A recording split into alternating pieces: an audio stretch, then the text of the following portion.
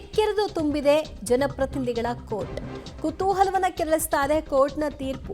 ಏನಾಗುತ್ತೆ ಅನ್ನೋದು ಕಾದು ನೋಡಬೇಕು. ಇನ್ನೂ ಕೂಡ ಕೋರ್ಟ್ ಹಾಲ್ಗೆ ಜಡ್ಜ್ ಬಂದಿಲ್ಲವಾದ ಕಾರಣ ವಿಳಂಬವಾಗ್ತಾ ಇದೆ.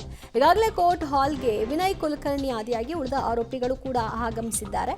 ಸದ್ಯ ಈ ಪ್ರಕರಣ ಏನಿದೆ ಹೈ ಪ್ರೊಫೈಲ್ ಪ್ರಕರಣ, ಒಬ್ಬ ಶಾಸಕರ ಕೇಸ್ ಆಗಿರೋದ್ರಿಂದಾಗಿ ಸಹಜವಾಗಿ ಅಲ್ಲೊಂದಷ್ಟು ಬೆಂಬಲಿಗರು ಮತ್ತು ವಕೀಲರುಗಳು ಇವರೆಲ್ಲರೂ ಕೂಡ ಅಲ್ಲಿ ಸೇರ್ಕೊಂಡಿರ್ತಾರೆ. ಈ ಪ್ರಕರಣವನ್ನು 10 ವರ್ಷಗಳ ನಂತರದ ತೀರ್ಪು ಇದಾಗ್ತಾ ಇರೋದ್ರಿಂದ, 10 ವರ್ಷಗಳ ಹಳೆಯ ಕೇಸ್ನ ತೀರ್ಪು ಇದಾಗ್ತಿರೋದ್ರಿಂದ, ಒಬ್ಬ ರಾಜಕಾರಣಿ ಈ ಪ್ರಕರಣದಲ್ಲಿ ಇನ್ವಾಲ್ವ್ ಆಗಿದ್ದಾರೆ ಅನ್ನುವಂಥ ಆರೋಪಿತ ಸ್ಥಾನದಲ್ಲಿರೋದ್ರಿಂದಾಗಿ ಸಹಜ ಕುತೂಹಲ ಎಲ್ಲರಲ್ಲೂ ಇರುತ್ತೆ.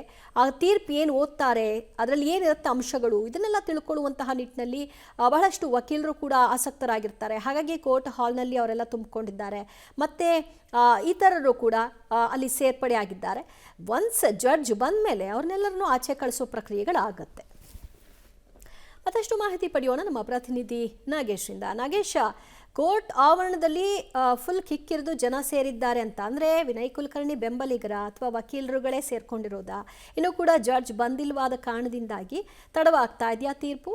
ದಿವ್ಯಾ, ಯೋಗೇಶ್ ಗೌಡ ಕೊಲೆ ಪ್ರಕರಣದ ತೀರ್ಪು ಇವತ್ತು ಪ್ರಕಟವಾಗುತ್ತೆ. ಇನ್ನೇನು ಕೆಲವೇ ಹೊತ್ತಿನಲ್ಲಿ ತೀರ್ಪು ಪ್ರಕಟವಾಗುವ ಹಿನ್ನೆಲೆಯಲ್ಲಿ ಕೋರ್ಟ್ ಹಾಲ್ ಸಂಪೂರ್ಣವಾಗಿ ಕಿಕ್ಕಿರಿದು ತುಂಬಿರುವಂಥದ್ದು. ಯಾಕಂದರೆ ಶಾಸಕರಾಗಿರುವಂಥ ವಿನಯ್ ಕುಲಕರ್ಣಿ ಅವರ ಭವಿಷ್ಯ ಏನಾಗುತ್ತೆ ಅನ್ನುವಂತಹ ಕುತೂಹಲ ಎಲ್ಲರಲ್ಲಿ ಮನೆ ಮಾಡಿರುವಂಥ ಕಾರಣಕ್ಕಾಗಿ ಅವರ ಒಂದಷ್ಟು ಬೆಂಬಲಿಗರು ಮತ್ತು ವಕೀಲರು ಎಲ್ಲರೂ ಸೇರಿ ಜನಪ್ರತಿನಿಧಿಯ ನ್ಯಾಯಾಲಯಗಳ ಹಾಲೇನಿದೆ ಅದು ಸಂಪೂರ್ಣವಾಗಿ ಕಿಕ್ಕಿರಿದು ತುಂಬಿರುವಂಥದ್ದು. ಯಾವುದೇ ಕ್ಷಣದಲ್ಲಾದರೂ ಕೂಡ ತೀರ್ಪು ಪ್ರಕಟವಾಗುವಂಥ ಸಾಧ್ಯತೆ ಇರುವಂಥ ಕಾರಣಕ್ಕಾಗಿ ಏನಾಗುತ್ತೆ ಅವರ ಭವಿಷ್ಯ ಅನ್ನುವಂಥ ನಿರ್ಧಾರ ಮತ್ತು ಕುತೂಹಲ ಎಲ್ಲರಲ್ಲೂ ಕೂಡ ಮನೆ ಮಾಡಿರುವಂಥ ಕಾರಣಕ್ಕಾಗಿ ಆ ಕೋರ್ಟ್ ಹಾಲ್, ಜನಪ್ರತಿನಿಧಿಗಳ ನ್ಯಾಯಾಲಯದ ಕೋರ್ಟ್ ಹಾಲ್ ಏನಿದೆ ಆ ಕೋರ್ಟ್ ಹಾಲಲ್ಲಿ ವಕೀಲರು, ವಿನಯ್ ಕುಲಕರ್ಣಿ ಅವರ ಬೆಂಬಲಿಗರು ಮತ್ತು ಯೋಗೇಶ್ ಗೌಡ ಅವರ ಫ್ಯಾಮಿಲಿ ಸೇರಿದಂತೆ ಎಲ್ಲರೂ ಕೂಡ ಒಂದು ರೀತಿ ಕಿಕ್ಕಿರಿದು ಕೋರ್ಟ್ ಹಾಲ್ ತುಂಬಿಕೊಂಡಿದೆ ಅನ್ನುವಂಥ ಮಾಹಿತಿಗಳು ಕೂಡ ಈಗ ಸದ್ಯಕ್ಕೆ ಗೊತ್ತಾಗ್ತಿರುವಂಥದ್ದು. ಇನ್ನು ಕೆಲವೇ ಹೊತ್ತಿನಲ್ಲಿ ಈ ಒಂದು ತೀರ್ಪು ಪ್ರಕಟವಾಗುತ್ತೆ ಅನ್ನುವಂಥ ಮಾಹಿತಿಗಳು ಈಗ ಸದ್ಯಕ್ಕೆ ಗೊತ್ತಾಗ್ತಿರುವಂಥದ್ದು. ದಿವ್ಯಾ.